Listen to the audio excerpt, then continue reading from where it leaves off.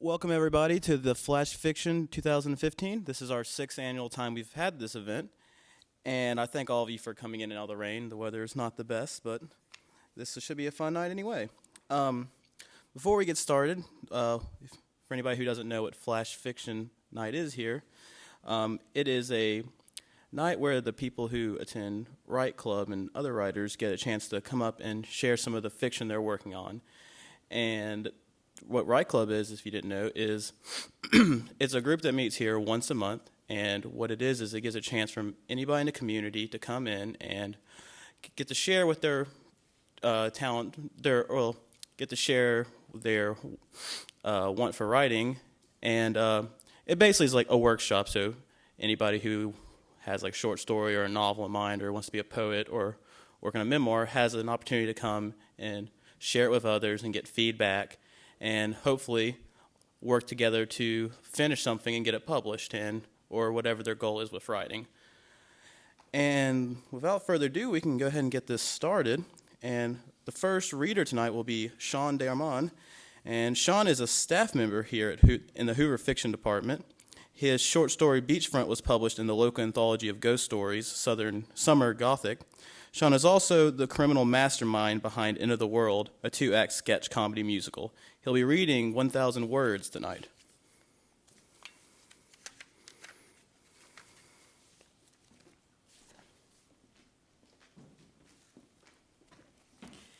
Thank you. This one is a piece that I was actually inspired to write because of flash fiction. I'd always sort of been a little stuck up about that whole 1,000-word limit, and I was like, well, what would happen, if you actually cut a story off at the 1,000-word mark? So I just want everyone to know, if you want to count along, this is 1,000 words. Marguerite! God save me, where is that girl? Marguerite! Pay attention, child, when I call you. Now, my painting has arrived at last. I need you to fetch an iron spike and a strong mallet from the stable so you can hang it. Now! I don't know why I bothered having the damn thing commissioned. One image to capture my likeness for all eternity. I only have the potential for disappointment. Marguerite, you are 10 steps away. Have you become lost again? Oh dear, I can feel the pounding in my skull already. Welcome back, Marguerite. Now, I want you to drive the spike into the middle of that unsightly depression beside the mantel where that awful statue used to be. Over there. Well, take the painting with you. I want it hanged so my eyes in the portrait are on the exact eye level where they would be were I to stand in that spot. Lift it up. That's a walnut frame, Marguerite. Don't drag it. This painting is my immortality. When I'm gone, this single image of me will remain.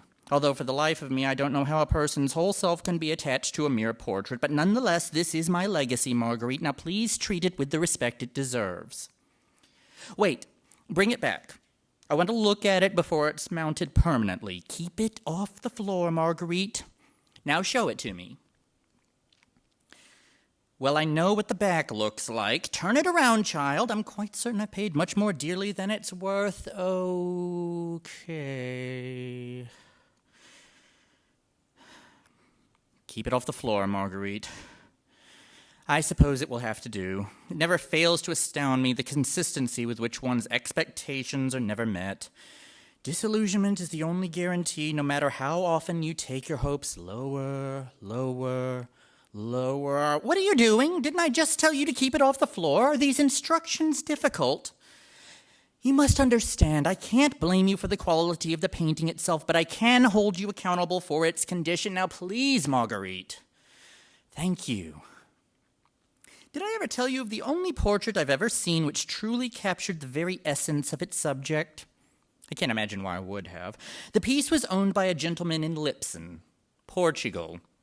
The figure in the painting was a baroness or something. She was delicious. I can't remember her name, but those eyes, Those wonderful, dark, seething eyes. Until my dying breath, I'll never stop thinking about them. She had that intensity you could only find in the most cunning of predators. No matter which angle you stood, her eyes seemed to stare at you, into you, dissecting you. She must have been quite the spider in her day, and the artist's craftsmanship with the brush didn't stop there. Her lips were frozen in a perpetual smirk as that of an insatiable goddess to whom men would sacrifice their very livelihoods to please. And one could feel the painter's unbridled lust in every bristle stroke caressing her porcelain skin. I imagine he must have felt he was having quite the mad affair with his succubus. From what I understand, this wound up being the man's final piece, though heaven knows whatever happened to him.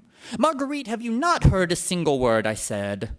"I'm growing weary of this, but if I find a single blemish on that frame, you'll leave me with no choice but to dock your wages until I have it and the entire floor of this room replaced. And then you. Stupid girl, I don't know why I ever bothered taking you in. And now you've gone and caused me to completely lose my facility of thought. God be merciful, where was I? Eyes, lips, something about an affair, nobody of importance. Ah, yes, her husband. He was a man of power, or so he believed. He came from luxury, and she from nothing worth mentioning. The man had enough wealth to surround himself with the most lavish aesthetics of his time, including his lovely baroness. All he ever expected from her was beauty. She gave it, and nothing else. She never did anything, never even spoke throughout the whole of their marriage. She was just beautiful. And those eyes and lips that drove him into rages with an unexpected need to please her. He would try and fail, and that itch held sway over him. When he realized the power she had, he could bear her no more and ordered his servants to dispose of her. And when they failed to follow through, he tried to murder her himself, only to fall slave to that impure glisten in her eyes. He tried over and over and never came any closer. In the end, the poor fool tore his own eyes out. Can you believe that? This woman was so beautiful, her own husband would rather blind himself than feel helpless in her presence. That was power. Just drag it over to the mantelpiece and hang it. No, don't drag it, Marguerite, up. It's not that heavy. Have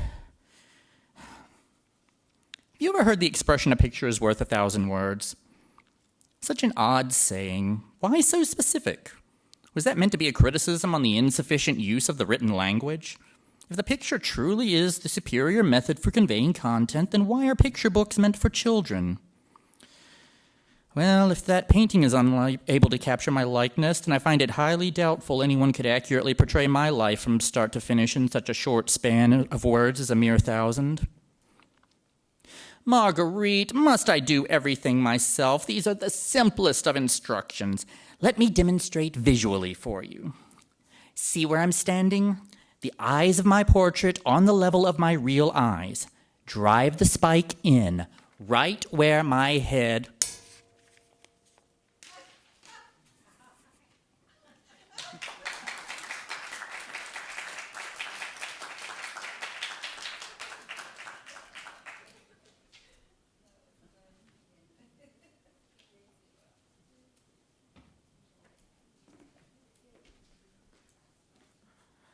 Thank you, Shawn, for that. And now we will be moving on to some poetry by Minnie Gret.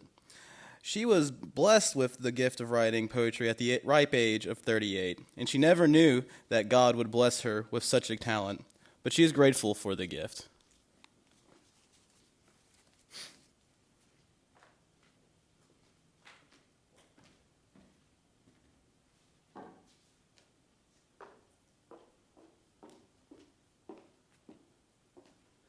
Hi. This is my first time actually reading my poetry outside of my church. So most of the time I write poems, it's either for my church or someone give me a word that they want me to write a poem. So this is my first time. I hope you enjoy. My first poem is titled, "It's Our Time." It's our time to get back to what made us great as a people. Our sense of family, our commitment to our faith, our sense of unity, our love for each other. Our belief in educating was the key. we as a people are better than what we see depicted on TV. Somewhere we have dropped the ball, so it seems, and a bright future for Black people is still only a dream. It's our time to pick up where our ancestors left off, to take our rightful place and win the race, to shine like a diamond in the rough. Enough is enough. It's our time to pick up a book and give education a second look, to move to the front of the line and not to stay in the back. We are way better than that. To embrace our past, enrich our present, and empower our future. We have lost sight of the dream told to us by Dr. King. We have replaced love with hate. We have replaced happiness with sadness. We have replaced yes, I can with I can't. We have replaced all things are possible with this is impossible. We have replaced hopeful with hopeless. We have replaced faith with fear. It is our time to give homage to the ones that paved the way for all of us to have a brighter day. To do things differently for the generations to come. What the heck? What's the harm? It's our time to soar like eagle's wings, remembering we're descendants of kings and queens. It's our time to stop fighting and killing and turn to God for spiritual healing. To learn our own history and not let it be another unsolved mystery. Our time is now. Look to God, He will show you how. It's our time to believe that we can. Who will you trust, God or man? It's our time, yours and mine, it's our time. I would just like to add, these poems were written for the Black History programs that we had at our church. So, the next poem was written this year for our Black History program. It's titled, Don't Turn Around. Don't turn around should be our battle cry to keep us moving forward day by day, looking to God to show us the way. It doesn't matter how we got to fight. We can't let anyone take our voting rights. We come a long way from Jim Crow and his hatred days. Too many died for us to be here. Get your life together and work on a career. Keep moving forward is the message today. And don't forget to always pray. God is with us every step of the way. He alone will ensure us a brighter day. They crossed the Edmund Pettus Bridge without Dr. King, believing in his hopes and his dreams. They could have ran for cover, but they kept on marching, thinking of others. What a powerful plight. They kept on marching. They dare not engage in a fight. They knew what was on the other side, but they kept on marching, filled with pride. No matter how difficult the task, they were beaten and they were gassed. Don't turn around. We have no excuse today. They have already paved the way with blood, sweat, and tears. Get it together, Black people. It's time to persevere. Don't turn around. It is a time to rise and keep our eyes focused on the prize. We've come too far. It doesn't matter how they raise the bar. You might be tired, but look at how far we've come. To turn around now, it would just be plain dumb. It shouldn't be an option for us because it is God who we trust. Don't turn around. I've seen the promised land told to us by Dr. King. We are living proof of his dream. We are walking in footsteps of legends from the past. They are home at last. Don't turn around, don't turn around. Don't you be turned around.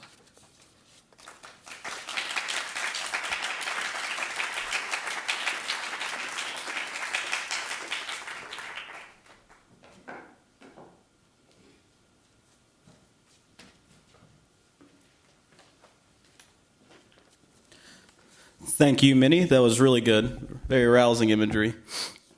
Before we go to our next reader, I just would like to ask all of the readers to please stick around until after the event is over, because we'd like to take a group picture of everybody. All right, and our next reader will be Patricia Henson, and she specializes in middle grade fiction. She is a member of the Gadsden Public Library Writers Group in Gadsden for 3 years. She's published articles in Gadsden Christian Magazine. She's a current member of our Write Club here, and she completed a middle grade novel titled Wigglethorpe, working on revisions and actively seeking an agent. She's also working on a second middle grade book, Patella Morningstar, which she will be reading from tonight. Pat?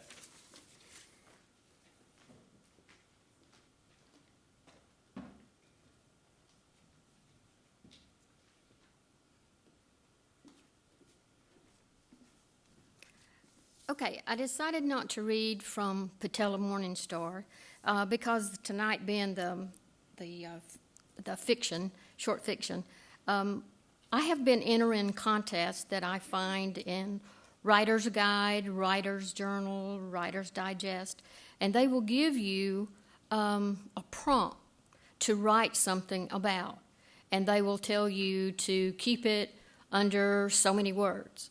And this one was under 350 words, and I thought this would fit in well tonight to what we're doing, and mine came out 302 words. And so the contest, they gave us 2 words, and the word was night and fear. So this is what I wrote. The name of it is Thief of Night.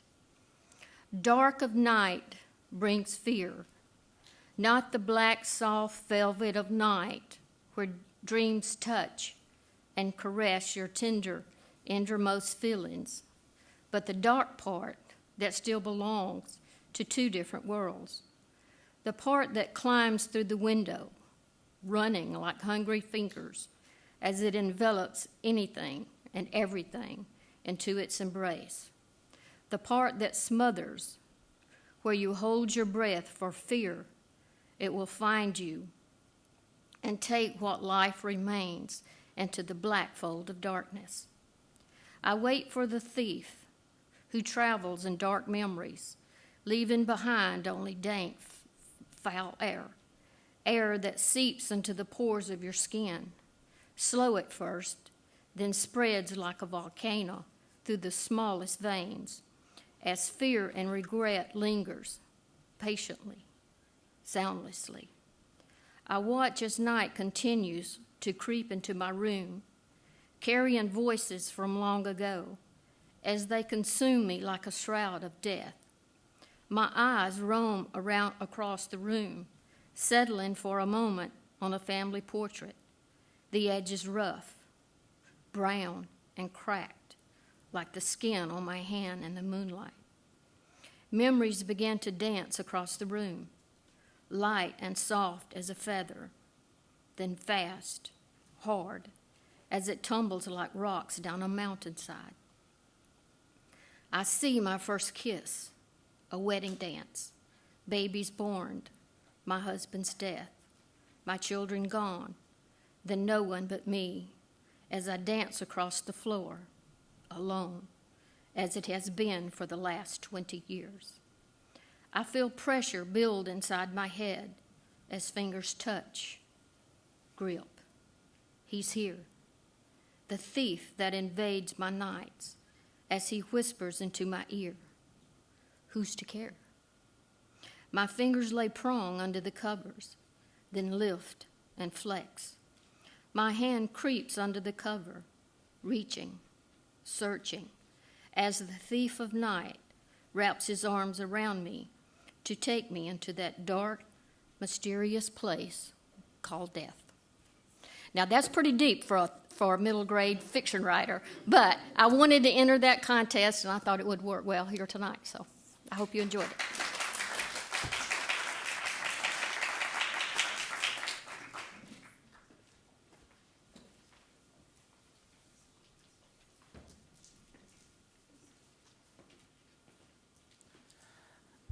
I know that some of my favorite children's stories are usually some of the darker ones, so I think kids can handle it. Our next reader will be Christopher Michael Sudo, who will be reading a selection of some of his poetry tonight. Christopher is a writer and musician from Birmingham, Alabama. His poetry has been published in Digital Americana, Shot Glass Journal, Wilderness House Literary Review, and dozens of other literary journals.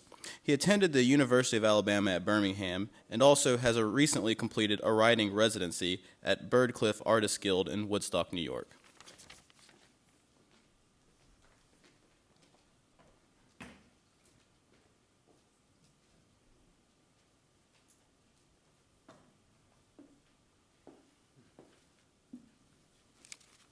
Hello, everybody. Everyone hear me okay? It's good? It's good.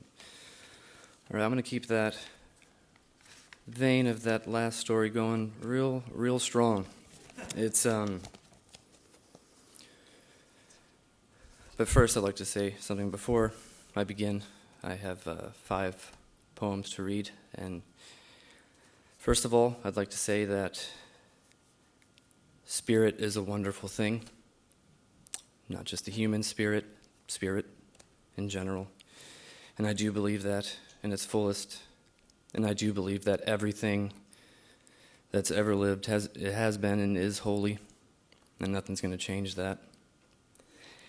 But there's the choirs of doubt and clarity always happen to fold into each other, and things become awfully muddled. And I'd like to say after that doubt itself is a wonderful thing that I'd never trade for anything else. Without doubt, this moment wouldn't be happening. And with that, I'd like you to take notice of obviously the confusion between those two things when you're talking about death and eternity, life, relationships, what have you. Doubt can be the source of that's life or the death of it. So the confusion is clear for me. But as the lovely poet Marianne Moore once said, that it is a privilege to be among so much confusion. And I couldn't agree with that more. And with that, I would like to start my first poem. This one is titled After Turning Old.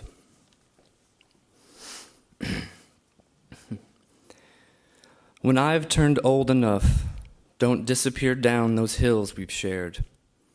Let them perform their own recital, otherwise the memory folds. If I turn about in that tin boat of dust above the fireplace, atop the mantle where all the children pause for Christmas morning, toss me in while they are stunned asleep. Those ashes are not bones. My bones were built with God's wrists.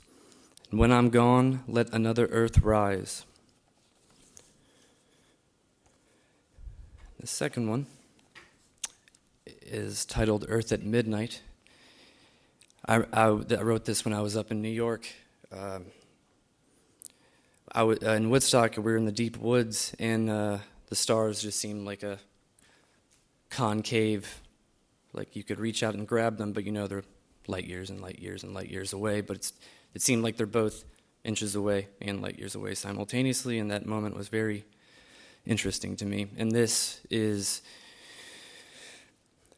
mostly about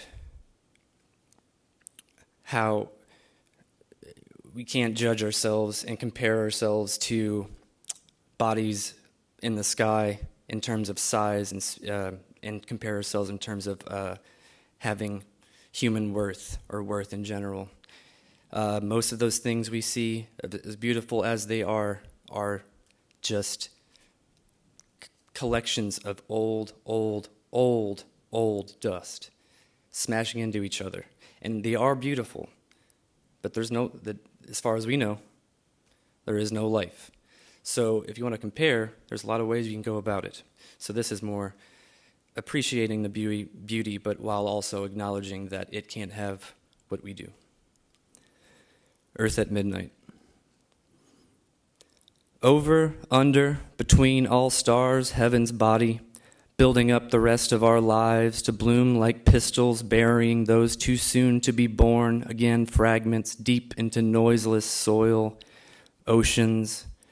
I trudge ahead, down sinks the rock.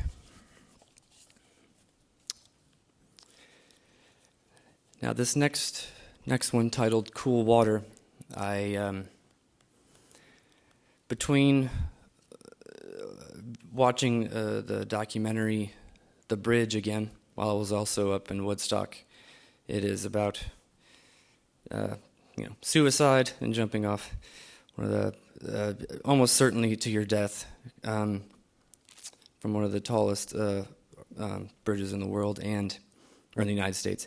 And it made me really wonder, when I'm concerning what I just said about the value of something else, if someone has the choice, which by no means, personally, of course, I wouldn't approve of it, but by no means will I ever say no, not to do it. And that's where this confusing turn, the notion of suicide, is really muddled to me. And I don't know really what to think about it, except for when I remember hearing this John Prine lyric from the song John Garfield Blues. He gives you this two-sentence or two-line image, and it's, 2 men were standing on a bridge. One jumped and screamed, "You lose."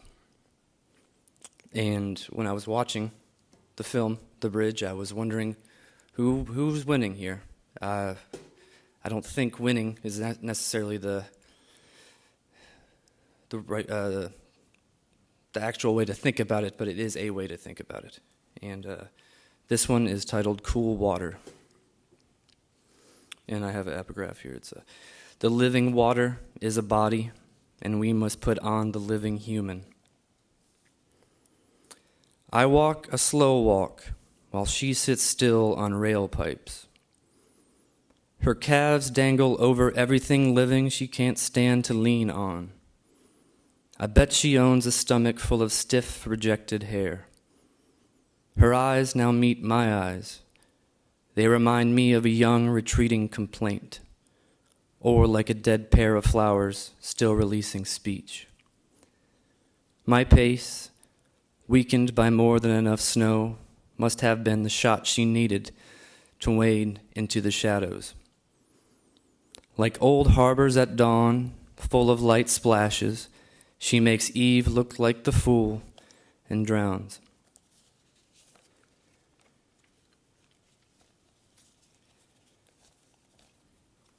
This next one is titled A Young Man Struggles Across 50 States. The way it's organized and juxtaposed is important, so I'm going to do my best to try to read aloud syntax to my best ability. A young man struggles across 50 states. God, man stretched over marriages, mothers, tombstones, what's next comes easy for us. It reminds one of countries full of laughing gas, heads together beside polite words lipped along every jail, from shadows to the shaded beaten street long since dulled with feet that fell from paradise. Old friend, wax your wings, go, try again, go, again, again. And this last one of mine, whenever I've done readings, I've always always enjoy putting myself on the spot. So I made, y'all will all be the first people to read this, because it's not even a day old, all night, last night pretty much.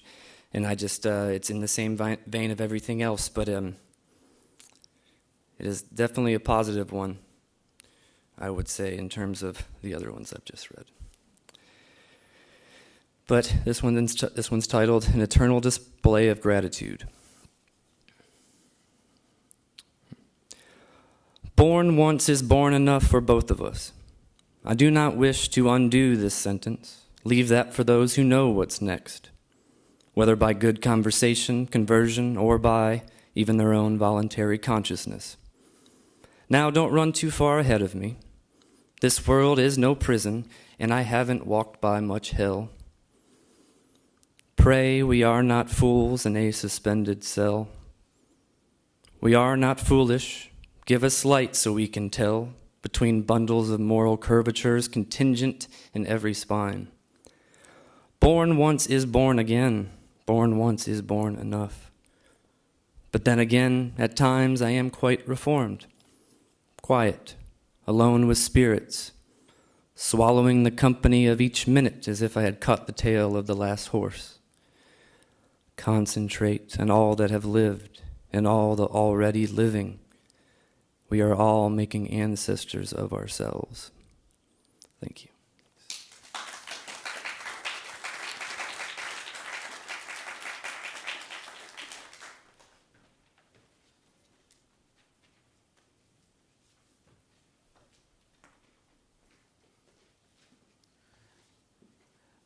Thank you, Chris, for those poems. Really, really evocative imagery all throughout. Well, our next reader is Carol Wilde, and she was originally supposed to read a poem when my grandmother opened the door, as it says in the pamphlet. However, another writing project came to mind, and the poem will be saved for later. Tonight, she'll be reading her short story, which is a great title, The Liver Subsidy Government Program. The reading tonight is still dedicated to her 4 young characters and grandchildren in hopes that they will enjoy reading one day. If not now. Caleb Wilde, who's 5, his brother Ethan Wilde, who's 3, and they live in Knoxville, Tennessee, and Macy Wilde, who's 4, and sister Della, too, who call Wilmington, North Carolina, home.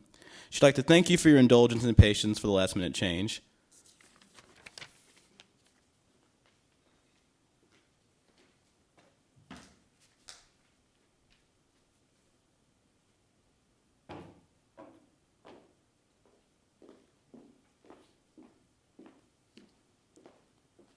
Any similarities between my story and the Affordable Care Act are totally not there. The Liver Subsidy Government Program. Most movers and shakers who have shaped America's worldwide power have possessed the courage to think outside the box, to dare to do what is right for their country, no matter the personal sacrifice involved. While I do not consider myself in the same heroic room as Dr. Martin Luther King Jr. or Nathaniel Hale, I, along with other people who enjoy eating calf or chicken livers, have felt the personal sting of prejudice. Prejudice that overshadows my constitutional Second Amendment right to bear and eat liver. In high school, I kept my love for liver quiet. Ramsey High School served tender calf liver, and I've been hooked since. However, universal reactions, and you know what they are, once my tray of liver rolls my way, finger down the throat, and then eyes rolling, and the ever-popular, let's move our tray so we won't have to smell Carol's lunch. When I applied at a local grocery store recently, this is a true story, my application status was listed as preferred. However, when I confronted the manager on where his liver department was located, my application slipped to just my name and what appeared to be a cross of JavaScript and R2D2 readouts. Liver job discrimination, it's ugly. In hopes of turning Americans on to loving liver, plus enjoying a higher life quality with liver's vitamin B, I introduced Congress to the Liver Subsidy Act. Less sick days for Americans who thrive on the energy liver affords. Thus, America will become so energetic we will outdo China. Plus, I want company, folks. I'm lonely sitting by myself, scarfing down liver and onions at Lloyd's restaurant at an assigned booth that might as well be called Lloyd's of the Ukraine. Since Congress didn't reply to my liver subsidy program ideas, I called in some prior favors from my old friend Tinkerbell. Tinkerbell has twice tried to rub out her competition for Peter Pan, Wendy, and twice I have gotten her off the hook, not Campton hook, just jail hook. I remind Tinkerbell that if not for me, she would be doing time in a very tiny federal prison cell with bars spaced really tight together. Tinkerbell was glad to help. She would fly around Congress and drop pixie dust over the next signed bill. Once the dust settled, Congress would realize that my liver subsidy program had been signed and approved. My program is similar to the Affordable Care Act, but my bill is much easier to understand. It's 100% bribe, period. $500 a month to each American who can substantiate with liver purchase receipts or tickets from KFC or Lloyd's that they do eat liver. The money for my liver subsidy program will come from those who staunchly refuse to participate because of taste, allergies, and the idea of it being unconstitutional, picky. Tinkerbell did well flying over Congress that fateful day. She definitely dropped my liver incentive program bill, disguised as pixie dust, over signed bills in progress. Senator Clinton broke the silence. Why in God's name is there a fairy thing flying around the ceiling? Vice President Biden offered immediate assistance by reaching to rub Tinkerbell's shoulders and whisper into that gold-spun Disney hair. He failed to grab onto her, but good effort shown. My liver subsidy bill is now federal law. Oh no, just heard that Tinkerbell's been caught and shipped to a special camp in Cuba. It does not sound like a camp where there are pinky swears, swimming lessons, or courses of Michael row the boat ashore. Just heard that Tinkerbell, who's not fond of swimming due to its messing with her trademark hairstyle, is being forced to take swimming lessons by one of our senators. The lessons involve being dunked for a while and then brought up again. Thank goodness there's a maintenance problem with the plank that was built to instruct Tinkerbell. While Tinkerbell is drying off, let's all clap for her safety. I know she can hear you in Cuba if you clap enough. If you can just clap. Can you just clap, please, for just a minute? Tinkerbell can hear you. All right, she's okay. I can see the wings. Now it seems Tinkerbell is untied and is now best buddies with the bizarre swimming instructor. Surely she does not mention my name as the instigator. Tinkerbell, you wouldn't drag me into this, would you? Oh no, I need to end this reading now, as evidently Tinkerbell spilled the beans. She told Congress I was behind the Liver Act. Peter Pan was right. Don't trust anyone who waves wands and has bleached hair. See you later. Just remember, I wasn't here.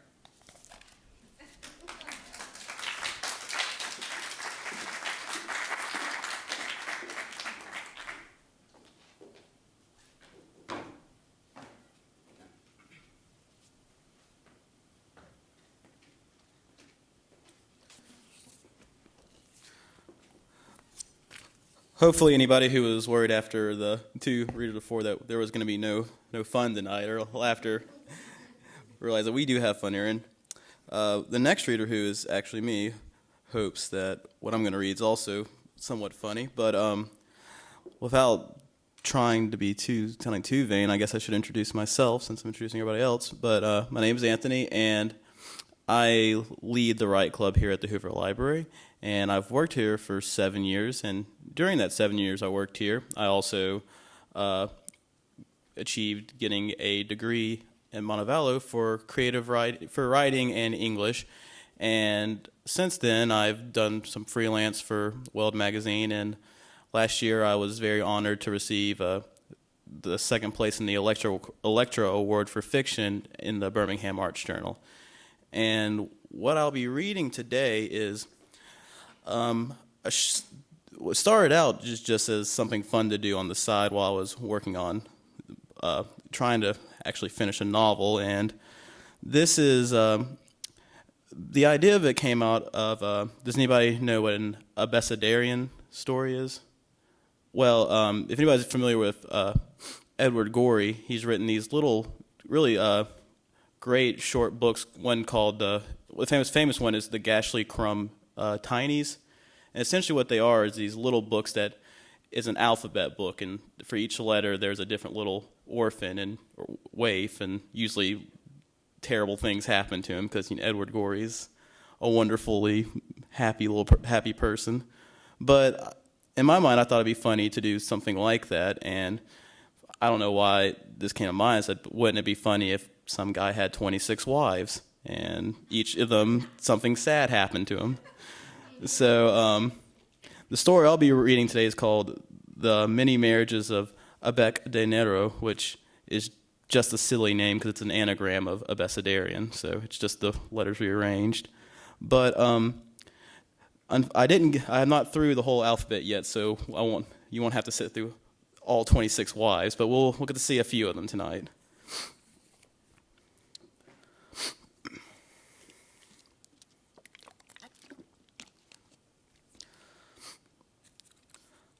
My many marriages were a procession of troubled weather.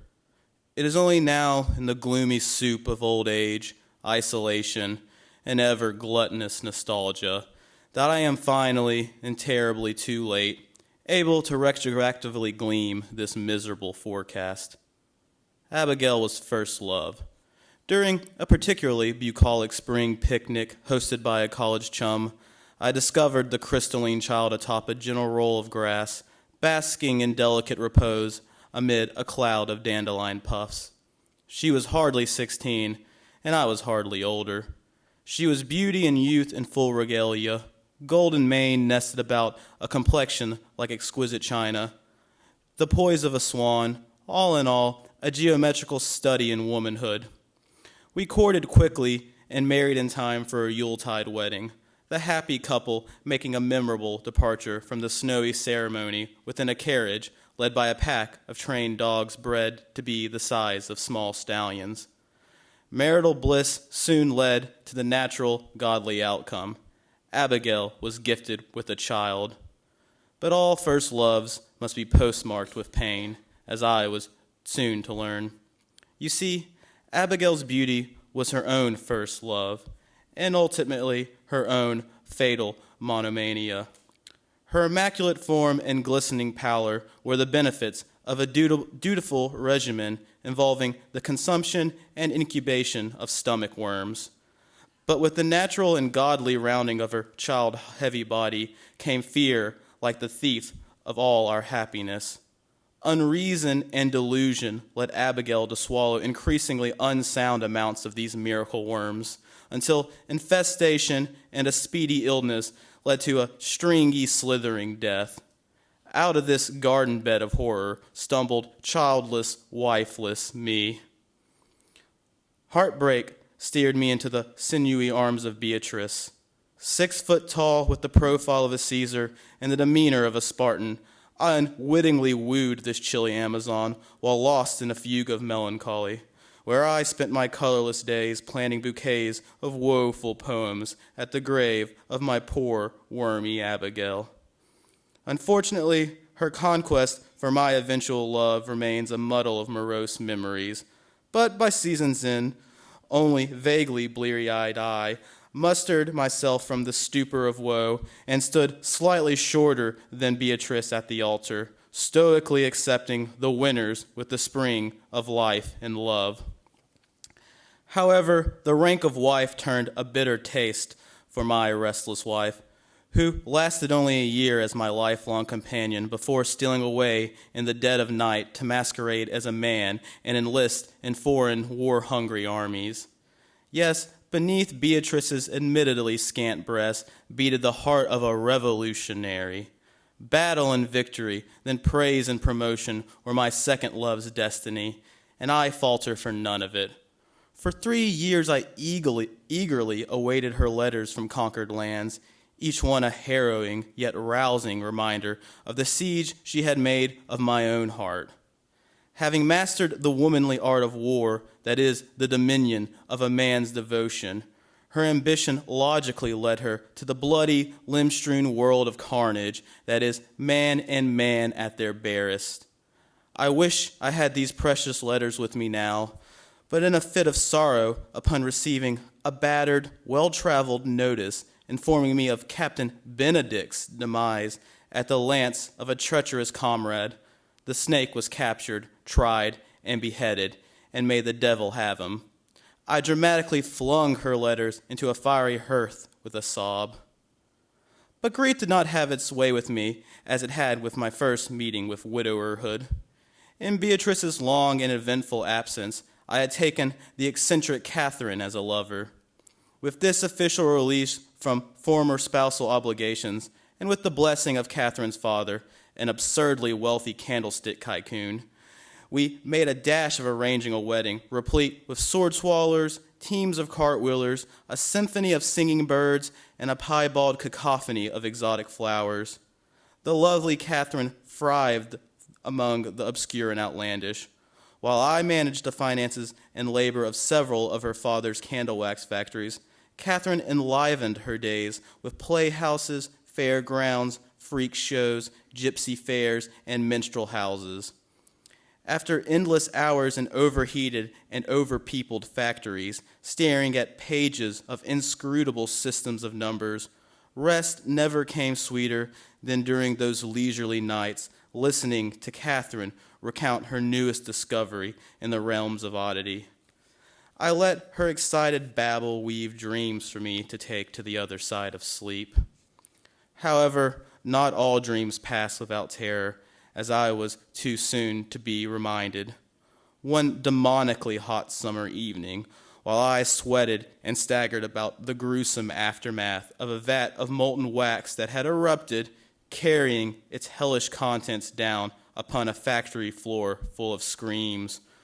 Poor Catherine was to make one final trip to the week-long carnival that had visited the normally sleepy town, which in one day became the theater of so much woe. I won't sensationalize the crime.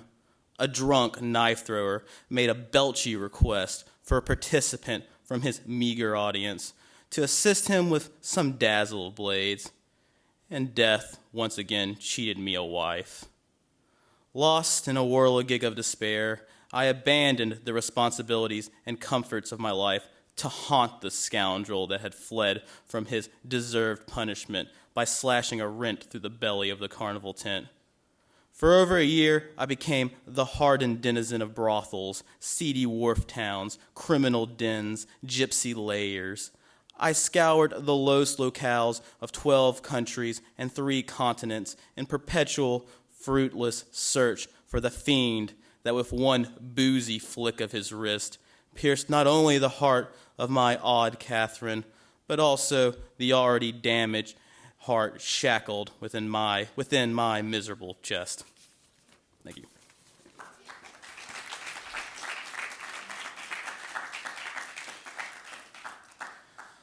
All right.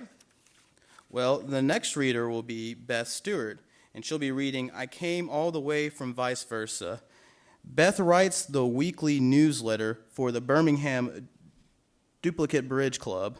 I hope I said that right.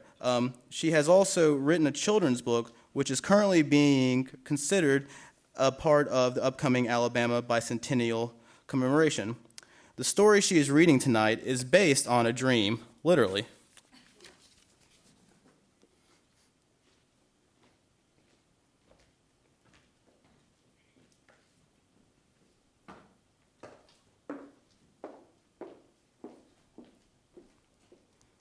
Hello.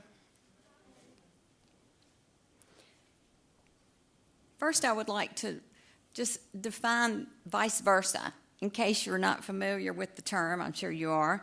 But according to Webster's, vice versa means in reverse order from the way it was originally stated, or the other way around.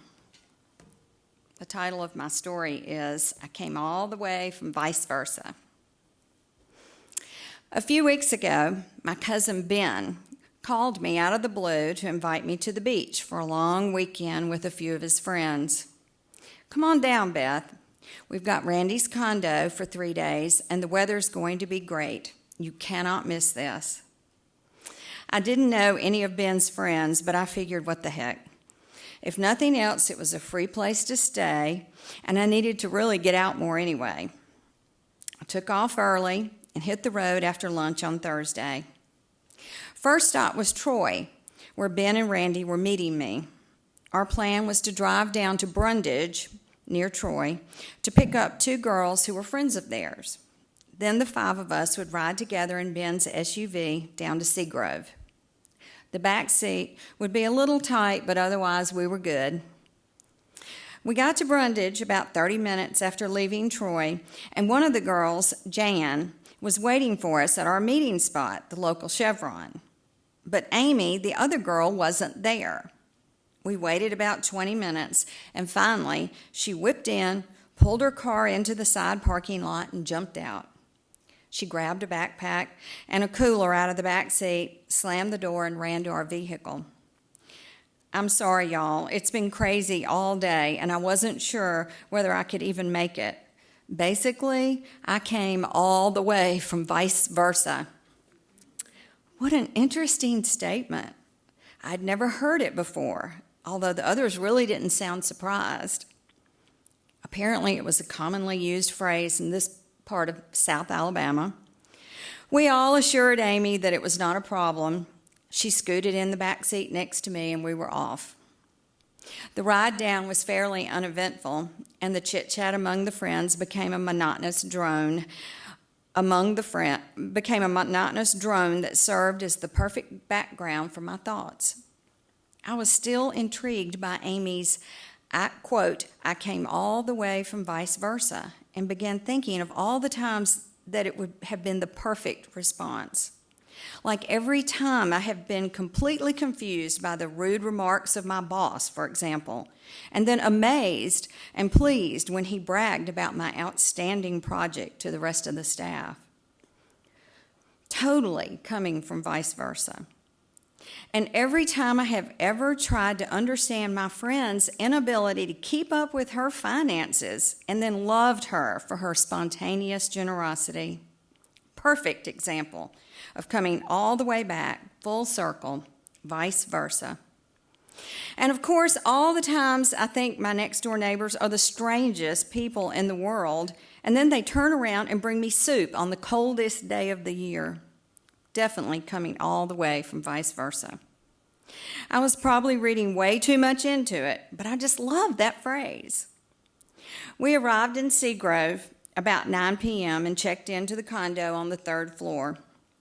We went upstairs to check out the place, and then I returned to the SUV to get my things and whatever else I could grab. But I ended up on the 2nd floor somehow and wandered around for a good 15 minutes before making it back to our condo. Ben laughed when I walked in, but I think he'd actually wondered where in the world I'd gone.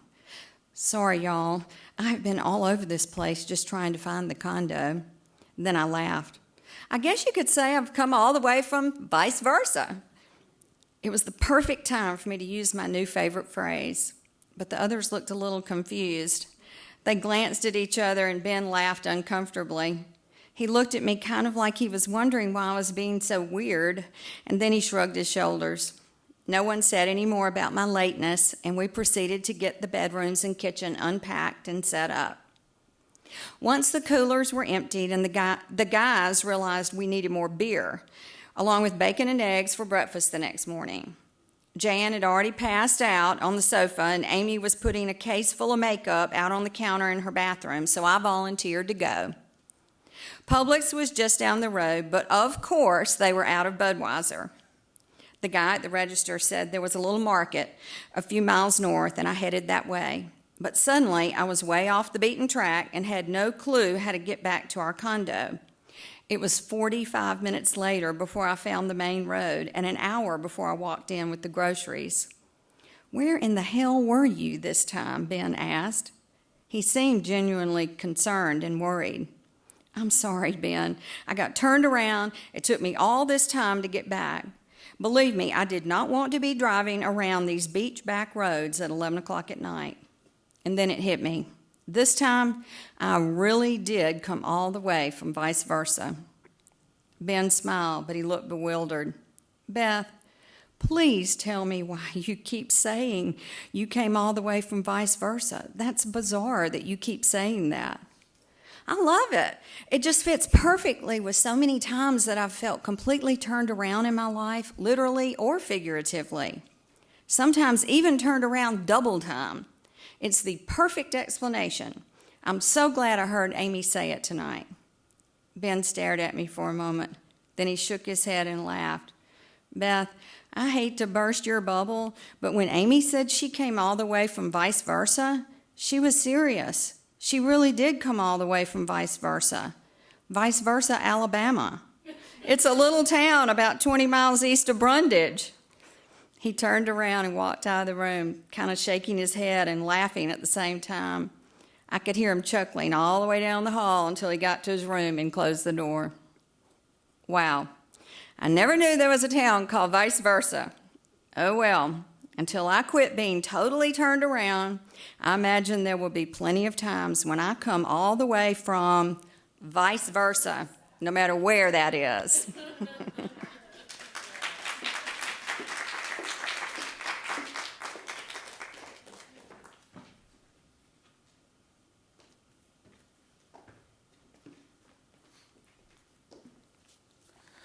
I'm going to have to figure out how to use that phrase now all the time. Our next reader was Michael Verga. Okay, great. Michael is he has a BA in English from Birmingham Southern College and has been at poetry circa 1987, but poetry has been with him since conception. A cyber poet, he has contributed poems online and in print. As a teaching poet in prior years, he has conducted workshops since the late 20th century, occasionally at the Museum School, BMA, where as a former touring docent, he brought poetry into the galleries, and now as a junior patron, he shares his voice in the BMA Sundown, also contributing to the university's literary journal, Sojourn, where Ruth's Sun Songs found a home in the spring issue 2014. He will be reading from Ruth's Sun Songs tonight.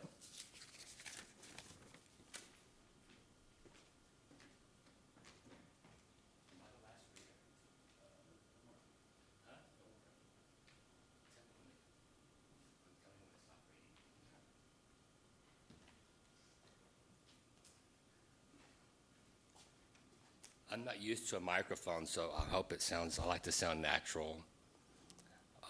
Or I could read off mic. I think you might can hear me. If not, let me know. I do want to say that I enjoyed your short story. Do you like Edgar Allan Poe? Yeah. This would be spoken word and poetry. It reminded me a lot of Edgar Allan Poe. It really did. Okay. So I don't know if you know, he has stories about women. Mm-hmm. And that made me think of those. If you haven't read them, you might want to.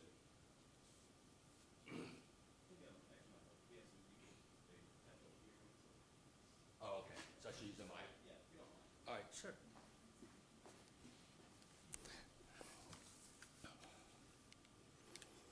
The last time I read here was 3 years ago.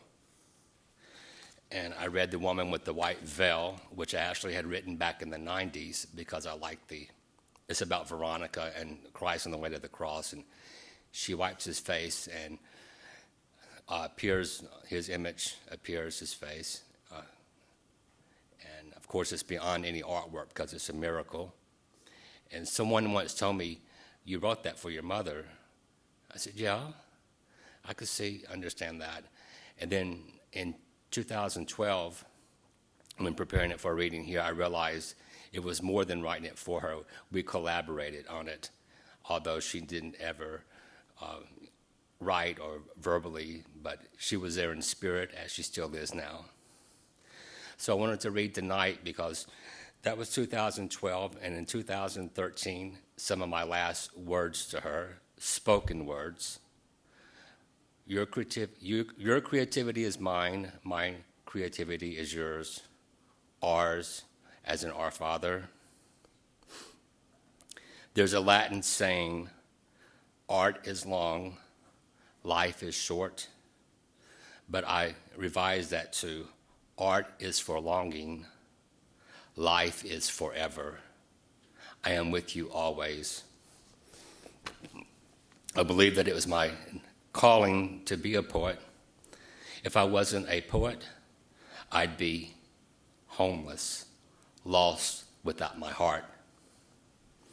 And also, I'm glad that when you read that I thought of Edgar Allan Poe, because I want to preface also my reading with a quote from Edgar Allan Poe that means a lot to me. It's, Robert Frost said, when you hear something the first time and you know that you never will be forgetting it, then for that individual, that has stood the test of time. Not even the angels in heaven above, nor the demons from down under the sea can ever dissever my soul from my God-given Annabelle Lee. William Wordsworth. The music in my heart I bore long after it was heard no more. John Keats, that's a poet's poet. Heard melodies are sweet, but those unheard are even sweeter. Ruth's Sun Songs, the first published last spring at the Sojourn, Sojourn,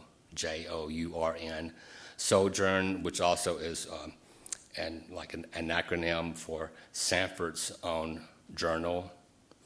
And for tonight, I went back. And what I enjoyed about preparing for tonight was recently, I like how things will come together like a cross-referencing, and one thing will lead to another. But it was about within the last month, I should have recalled the name, but I didn't know that I would be mentioning it this evening. But it's a poet who gave some advice, and one of the things he mentioned was, don't worry too much about publication. Be more concerned with a vision that your writing is substantiating, a vision, individual vision that your writing is moving towards. So the selections, I don't know if I'll read them all tonight, but I enjoyed preparing them, and they did come together under a larger vision, which I would title Ruth's Sun Songs. And now that selection took on a little more breadth this evening. There's a version you might read on print, and there's a version you might read as a spoken word. Ruth's Sun Songs. We don't spend our lives in a waiting room. We have been delivered. Cradle songs, all mama's songs, never stop singing lullabies to me. How can son be ruthless? Mother was given the middle name Ruth. Never out of harmony, singing kindred songs to brother's son. I can survive here without you, but I cannot live without the touch of your songs, mama. Never alibis, always lullabies. Never stop singing songs of my mother's sister, cradle songs, all. My joy continues to rhythm and rhyme with my boy. Echo location on earth as it is in heaven. An extra celestial sonar never stops singing. Lullabies to me, your songs, mother, cradle songs, all. It seems to take forever to last forever, but we are forever from the start of our heart. How the frequency of her voice and vision out of the box and frame, then her presence beside me, surrounds me like that first everlasting caress. Sound on the same wavelength as light, never dislocated and lost. The sun remaining with Ruth is able, in harmony, unison, they remember their melody. And if you're a believer in beyond tomorrow, from maternity to eternity, then you are tuned in to the extended play as mother and brother son never stop singing.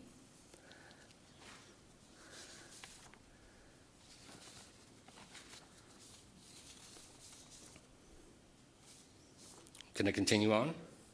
Just let me know. Okay, well, I think for my next selection I'll read vice versa. I like the letter V. You see, Father's name, and we'll listen to and I love the way the word is vice, versed, redemptive, has a redemptive quality to it. But Father's name, Vincent, begin with the V. Mother's name, Virginia, Ruth. And of course, Mary begins with the V. The last name is Verga. So we have all these V's, and I love the letter V. And of course, it's victory and the wings, and yes, life reinforcing. I wrote this for my birthday back in November, not on the day, but around there. Oh, I was born in 57, and I turned 57 this year. And I said, there must be something to that. Why have I lived 57 years now? Love, child. And this begins with a quote by Tolkien.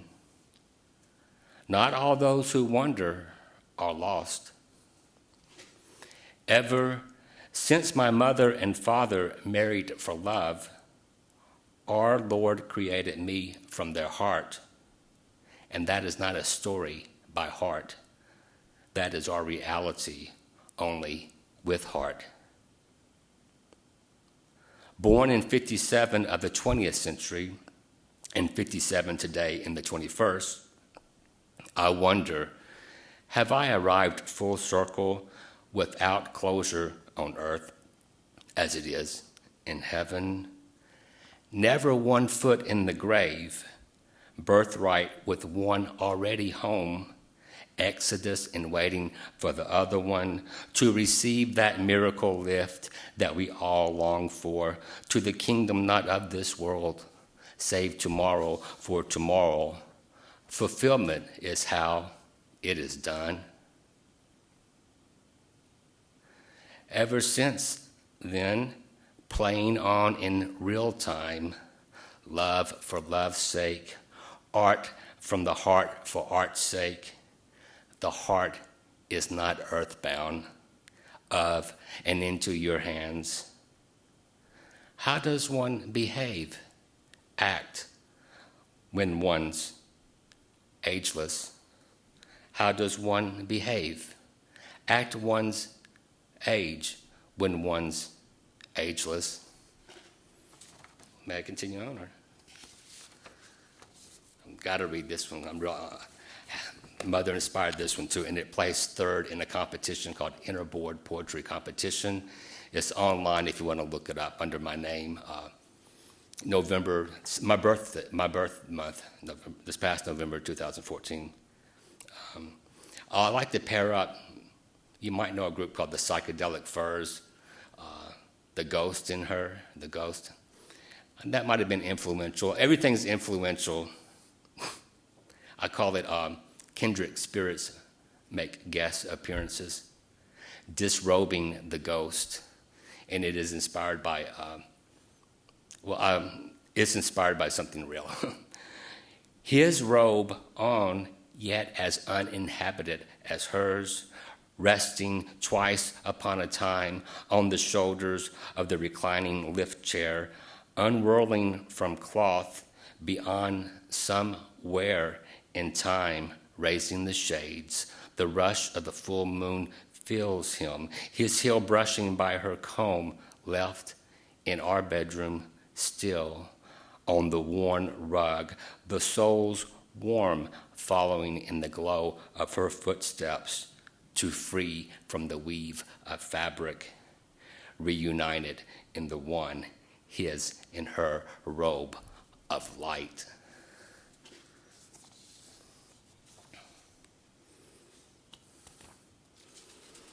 We like Joan Rivers. I still hear Mother laughing. I wrote a long piece called Comedian, which presents Joan as a poet of light verse, spontaneous. And here's a cameo that I pulled from it. Reflection for Joan. It's written in two halves, left, right, the reflection. Didn't know she was going in for the miracle lift. Lifted from the face of the clock. Laugh lines, punch lines, powerful lines, wrinkle-free. Flat lines are wrinkle-free. Flat lines are not finishing lines. Speaking of finishing, one more.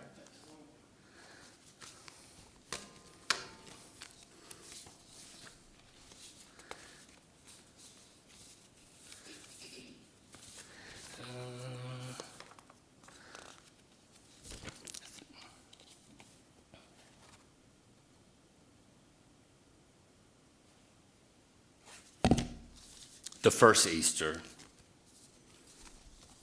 I remember when I read this, back in the 90s, I remember the comment they made, and it's another one that they related to my mother, so I think I'll finish with that. It begins with a quote by E.E. Cummings, "And waves which only he may walk, who dares to call himself a man?" The first Noel, so I decided to write the first Easter. "And the waiting in darkness drove her divinely mad. Thus she never waned, never fell from gold to gray. Then the first to see into the eyes, to touch the side, to know his presence with that kind of intensity, stop weeping and instead bathe in the fountain of youth. The first was a sister of the moon. Day begins breaking bounds when yet it was dark. Stars melting into half-light, dew drops on the grass and lily, the fragrance from a full lotus moon falling free beyond the rolling tombstone. She sees the sun rise. She sees the sun rise above the flat line. The sun exhuming above the flat line. All absorbed in the sunrise, rise up, with wings on a lark and light that lasts forever.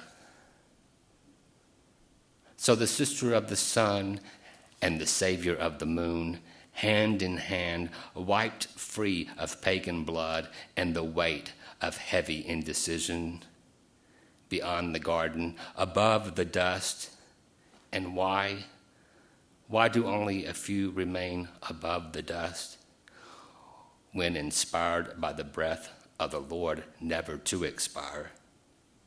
Arm in arm, they are rising to any plane they can imagine, like Kathy and Heathcliff, on earth as it is in heaven, supernally sensuous, riding on the rhythm of reborn days over waves only they may waltz and never grow weary. X.O. Dust. Thank you.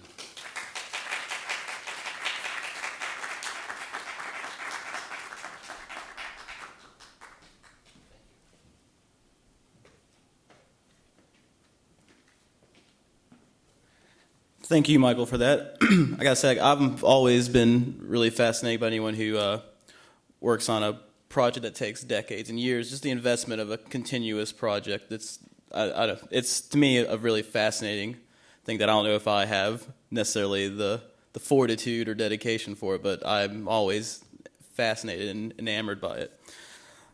All right, well, last but not least, we have Phil Fishman. Now, Phil is retired and is a fourth career writer, as he likes to put it, and he has 2 published books which currently are in our Jefferson County system. One is Teacher's Gotta Dance, and the other is A Really Inconvenient Truth. Now, tonight he'll be reading from his novel in progress, Secession, Rebirth of a Nation, and he'll be reading a chapter entitled Independence Day.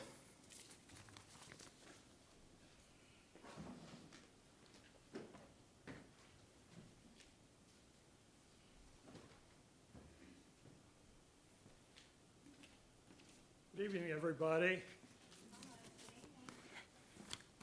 As Anthony says, this is a work in progress right now. This is chapter 7 of my novel. It is changed the title a little bit. But now at least it is secession, rebirth of a new nation. Independence Day. It was a beautiful, clear Independence Day in most of Hawaii. Maui had a few clouds, and a brief afternoon thunderstorm crossed the northern tip of Big Island. But that did not dampen the enthusiasm and spirit for most Hawaiians. Fireworks were going off at such a pace that one could hardly hear the many high school bands. It could not have been more different for the rest of the United States, which was frigid except for the southernmost cities. Miami and Houston were the warmest cities in the country, with very pleasant daytime highs at 74 degrees, but the lows were just slightly above freezing. As would be expected, Death Valley beat those highs, coming in with a very livable, despite the place's name, 81 degrees. But by sundown, the temperature had already plunged below freezing, and by 3 a.m. had matched the all-time low of 15 degrees, originally set in 1922 for the third straight year.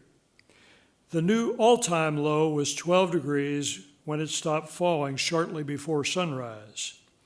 Much of the rest of the country considered themselves fortunate if the mercury even went up into double digits.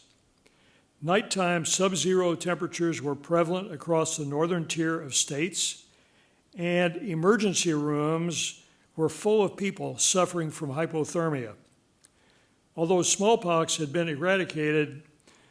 declared eradicated years earlier, it somehow had survived and was rearing its ugly head again, so that hospitals were having to deal with it as well.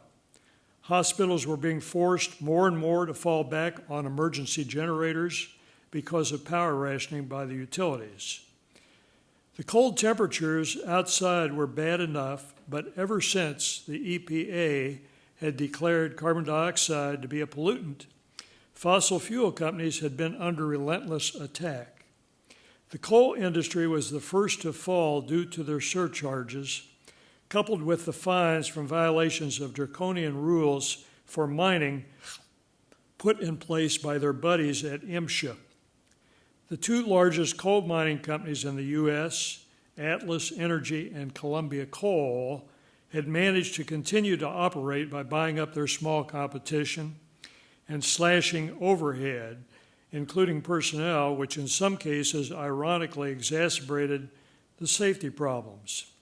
Finally, however, they both succumbed to the pressure and were forced into bankruptcy, which had a ripple effect throughout the economy. As soon as stockpiles were used up, coal-burning utilities had to convert to natural gas or oil, driving up utility rates. The few domestic steel companies left that had not already been driven out of business by foreign imports found one of the basic materials used in the making of steel prohibitively priced. Railroads, which had depended on low-cost coal to drive their locomotives, also were forced to convert. In addition to the added cost of fuel, there were capital costs as well.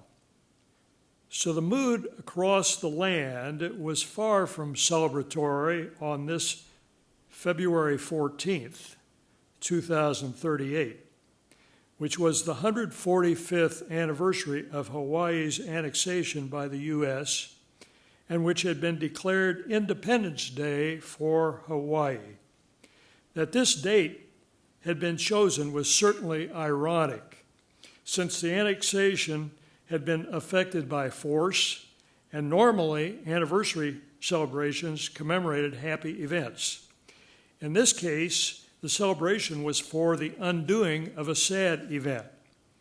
Most of the population outside Hawaii could have cared less, since they had far more pressing problems to think about, among them staying warm and avoiding death from the cold or disease. The cold temperatures were not confined to the U.S. or North America. Europe and Asia were in a deep freeze as well. The tropics were enjoying mild weather, albeit cooler than normal.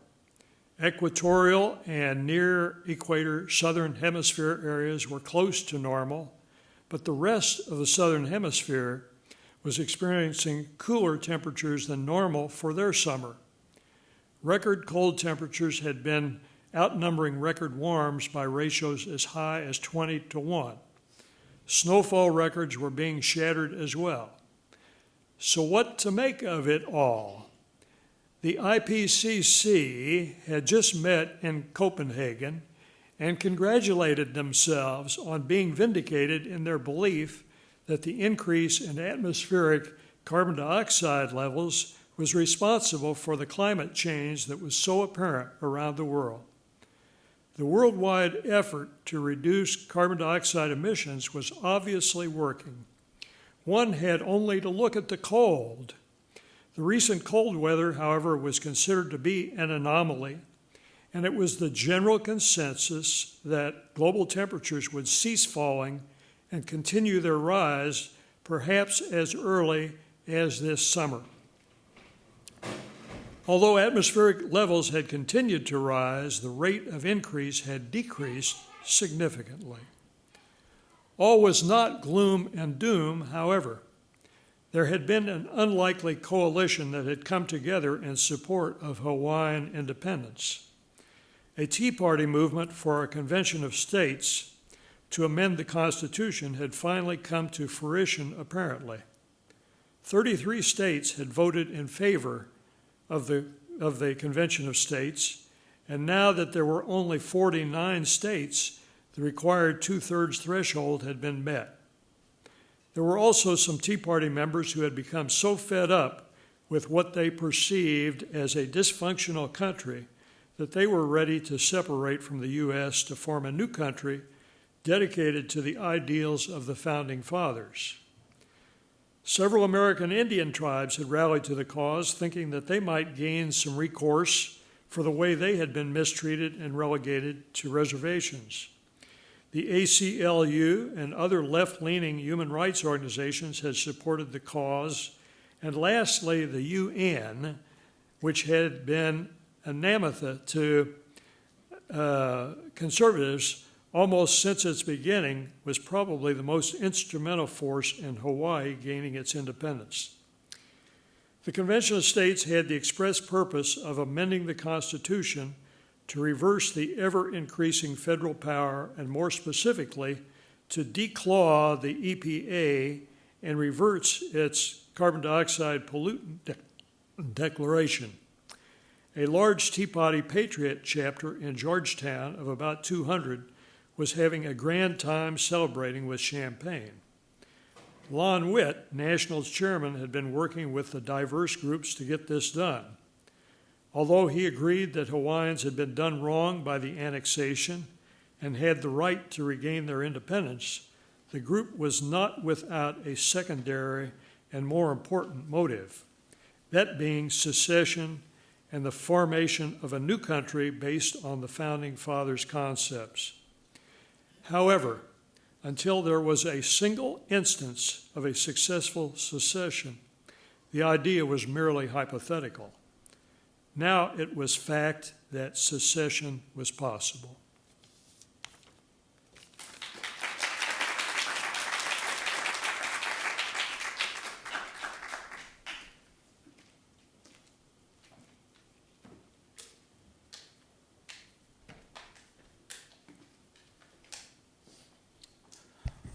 All right, let's go ahead and give all of our readers a round of applause one more time.